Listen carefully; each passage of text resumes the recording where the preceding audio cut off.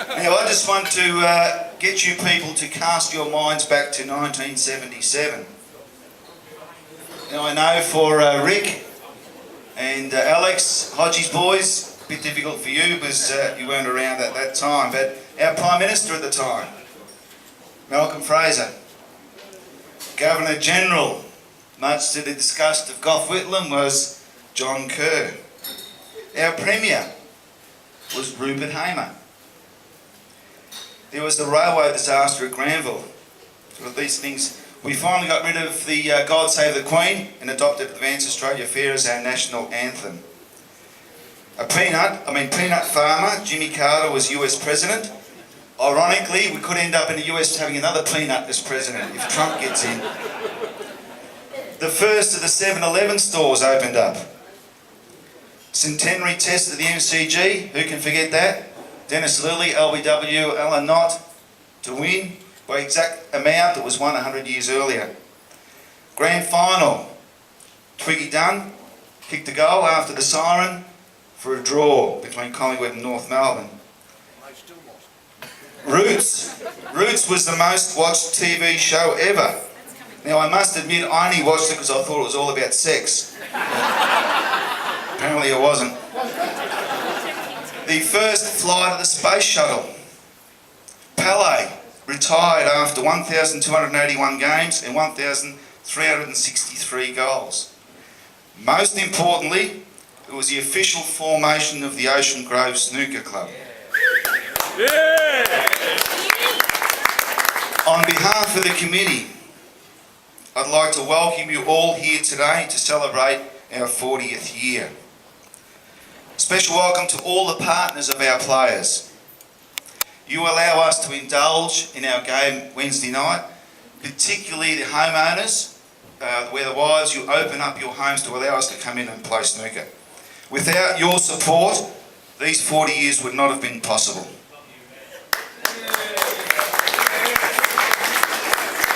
I also want to have a special welcome to past players and their partners who have made an effort to come along today.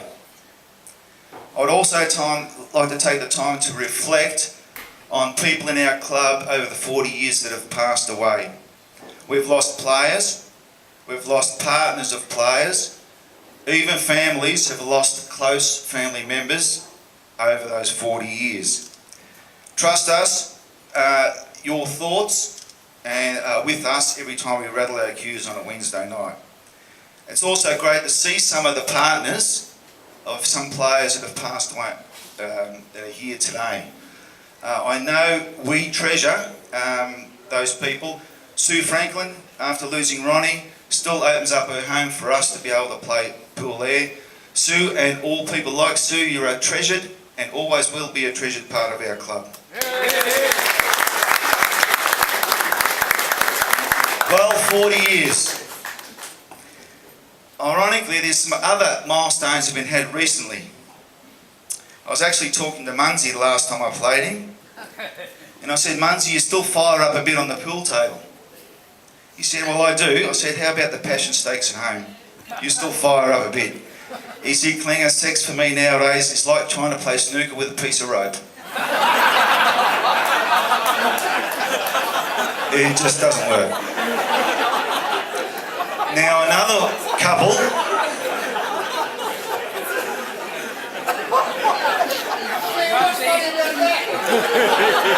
don't laugh, Alan Fry, because Alan Fry and Judy, I'd like to put your hands together because recently they celebrated 47 years wedding anniversary.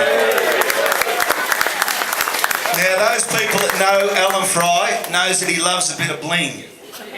Loves to be out there with the clothes he wears. So he went and bought these special cowboy boots. So he's walked into the lounge with his cowboy boots on and said to Jude, do you notice anything? She looked up, nah. So he thought, well, bugger this. So he went in the bedroom, stripped naked, came in with just his boots on. Said, do you notice anything now? She said, it's hanging down now, like it was last week and like it will be next week. Alan said, it's hanging down because it's looking at my new boots. She said, I wish you had bought a hat.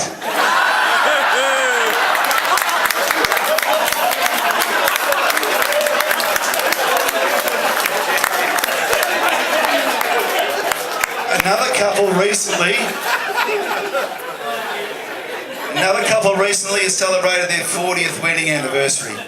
And as I was sitting at the breakfast table, and I'll still remain nameless, they said, "You remember, darling, 40 years ago when we were having breakfast on our marriage night, we actually sat and had breakfast naked. Wouldn't it be good to do that again?" Okay.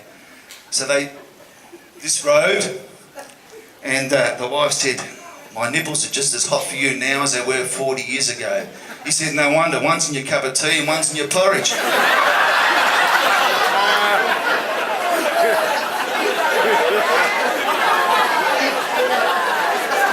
Now, May the 2nd, 1977 was the first AGM with Harry Adams elected president. This formalised our competition, even though an unofficial competition ran for a few years beforehand. Interesting to note some of the rules that were put into place. A nightly fee of 50 cents was decided upon. And I think Graham Whitworth still uses those coins now, much to the angst of Joe, our treasurer. What about his supper? Supper hasn't changed for 40 years either. An annual fee was discussed at length, and apparently heated discussion was finally decided to be $6, comprising $1 application fee and $5 membership. Also put into constraint were the drinking and eating constraints. Now I'm sure all of us are strictly following the rules that were set back then. It was 1 bottle of beer or other according to taste.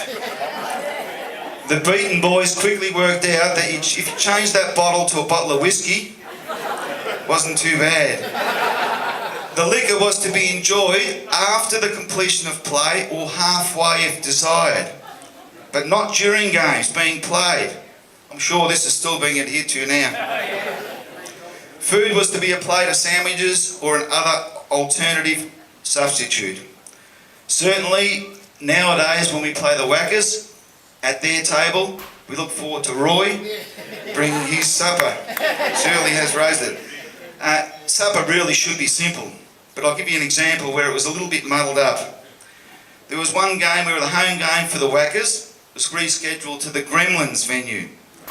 Whackers were 1 player short, so they used a social fill-in. He was told, "Don't worry about supper." As a result, Garner Brothers bought 2 suppers, as did Russ Montgomery. Cole Rowan bought 2 suppers. The social player thought, "Not fair, I'll bring supper as well." Paddo, being the host, thought, "I don't know what's happening, so I'll supply supper as well." As you can imagine, everyone had a lot of supper that night. Going back to the early days, we now have where we record, if you have a break of 20 or more, it's recorded down on the sheet, and it's in our stats for the end of the year. Early on, they recorded your highest break for the night. Quite amusing to see a number of 1s recorded. The Madeley Maulers won the first premiership, and Bob Daniel was our first singles champion. End of year dinner was priced at $4 a double. But consider, 40 years later, and we've done $20 a double, we haven't done too bad as a club. Russ, I hope you hear this at the moment, because in 1978 we hired the Leopold Sportsman's Club for our end of year function for $15. In the finals, everyone enjoys a little bit of supper and a drink afterwards when we finish the finals. Back in those days, in 1978, the cost for the party pies was $4.32 and the beer was $5. Now, I did research through all the archives and have finally found a way to keep Peter Jacobs quiet. I know it sounds hard to believe, but it was minuted in 1987 that players must refrain from foul language at all times. Now, was it a premonition that the Duck might play or just to slow the Dynamos down? Because Alex Corriston taught me a few words I didn't even know at the time. In my investigation, I also discovered that Ian Patterson joined the club as a result of being able to have a win on Super 66. He won $666.66. I can't help but think just one number short, we wouldn't have had to put up with him all these years. No, only joking, Pato, we love you. There's a lot of anecdotes we can go on with, but the job is today for us to share them with each other rather than just listen to me. One thing we have instigated this year is a Hall of Fame. Now, we thought long and hard and pretty stringent on who we would put in that Hall of Fame. We decided this year the prestige of such an inclusion into our club, we've only decided to put 3 in for this year. And it'll be up to subsequent committees to decide who else to put in. The first one is a 4-time premiership player, 4 times single champion, 1-time doubles champion, inaugural player in the club, a life member, in 1995, aged in his 80s, still averaged per week playing 55.43 per week. We'd love to have that in one game. I'm sure a few of you have put 2 and 2 together, and that is Bill Green. Now I'd like to get Jeff to come forward, please.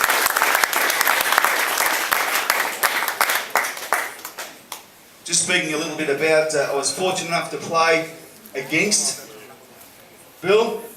Bill, a total gentleman, fantastic, and it passed on to his sons as well, who are fantastic people as well.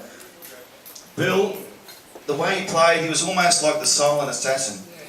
Quiet, blink, some of the cuts he put in, some of the doubles, was phenomenal, and he maintained that throughout, and it was it's fitting that he should be the first person put into our Hall of Fame.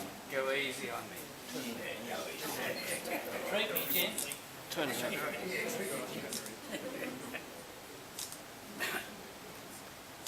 Because Warriors never had any luck, you know.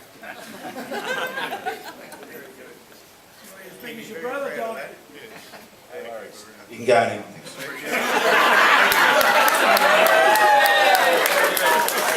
Our second one is a 3-time premiership player, doubles champion, life member, a few wooden spoons, but 17 years as club statistician.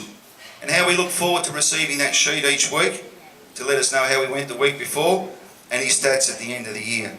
Sadly, he passed away last year. We all know now who he's referring to, and that is Graham Menzies.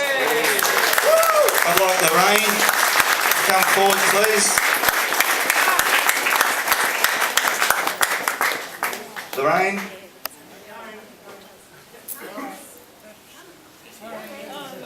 Now, just while she's coming forward, Graham, his demeanour, it never ruffled him. Never saw him angry.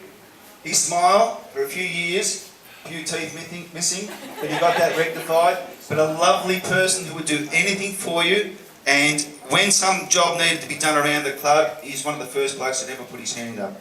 I'm sure you'd agree that he's a worthy entry into our Hall of Fame.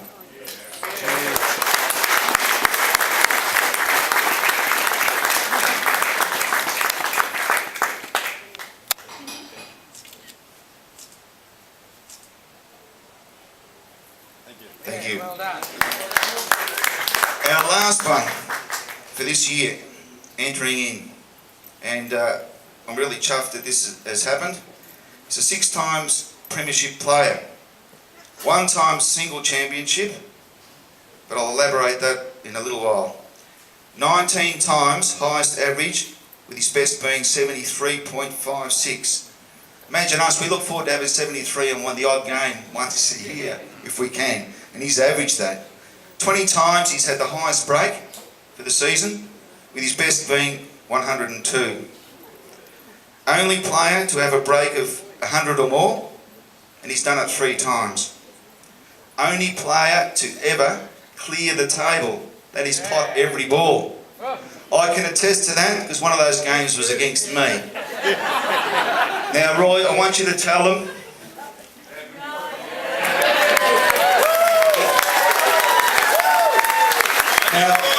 boys coming forward. A few things to mention about Roy. Roy joined the club in 1994 on a suggestion from Steve Francis, who said to Jeff, because I was away overseas and we were a player short, he said, oh, this bloke might like a game. So went and spoke to Roy, this when he opened up the Ming Terrace, and yeah, I'd love to play. And the first night he played, Johnny Andrews, past president, sadly also has passed away, but Roy's about to play a shot, and Johnny said, you know what a push shot is, Roy? He said, yeah, I know what a push shot is. Then Roy had a 35 break, and his opponent said, I think he knows what an effing push shot is. Roy has won one singles championship, and that's for a very good reason. It's because he has elected to not go in it. Now, that allows us to be immortals, to fight amongst ourselves for the championships. And we all know that if Roy played them, you know, we'd be playing for second place. Might snatch one off him every now and then. Roy is a delight. What his standard that he has set for our club is enormous. He's improved all our snooker playing. He did join the Turkeys, and we were a pretty formidable team, winning 3 out of 4 premierships. Now, Jeff, Isaac and myself, we thought, listen, should we keep this going? Is it fair on a competition? You know, we're going to be pretty hard to beat. And the night of the presentation, Roy came up to us and said, listen boys, I hope you're not upset, but I'd like to go and play for the Whackers, who were perennial wooden spooners. Now, he's lifted them to 2 premierships, not only himself, you can't win a premiership on your own, but he lifted the standard of play within the Whackers, and he has done so for all of us. What exceeds Roy as a player is his character as a person. Roy, you're just a gem for us, and we love having you in the competition.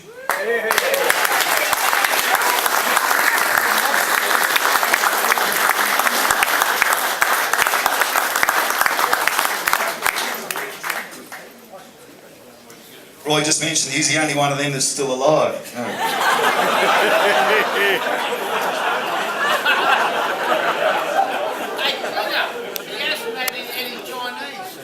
The other 2 ate takeaway a lot from Roy's, apparently. Thanks, Roy. Thanks, Purposely, we wanted to keep our formalities down to a minimum today to be able to enjoy each other's company. But on closing the formal part of today, there are a few extra things I'd like to mention. We've printed a book, and there's one for every team, and that was done at the club's cost. There are others available for purchase. We'll also take orders today. When you see them, the book, you'll be wrapped. It's fantastic, and I'll elaborate on that in a little while. I'd also like to thank Russ and Jan McGlashan for their hospitality today.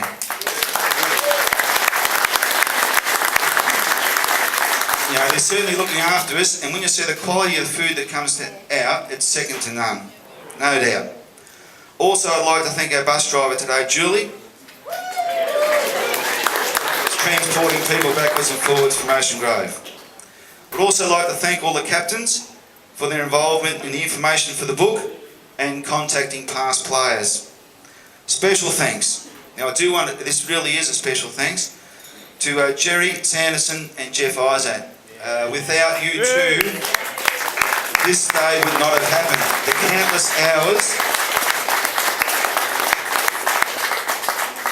countless hours that have been put in to make sure that today is a success, and a long way goes to you too. Jeff, you kept us on task, and Jerry, your skills with the IT and everything is sensational. In 1977, we had 6 teams. This year we have 14 teams. May we continue to enjoy the friendship and fun we've had over the past 40 years. I'd like to close with a quote from former President Noel Sherrill. When you step to the table, cue in hand, you intend to win at all cost. When you step back, it's not that serious whether you've won the game or not. Just enjoy each other's company. Please everyone, enjoy the rest of the day.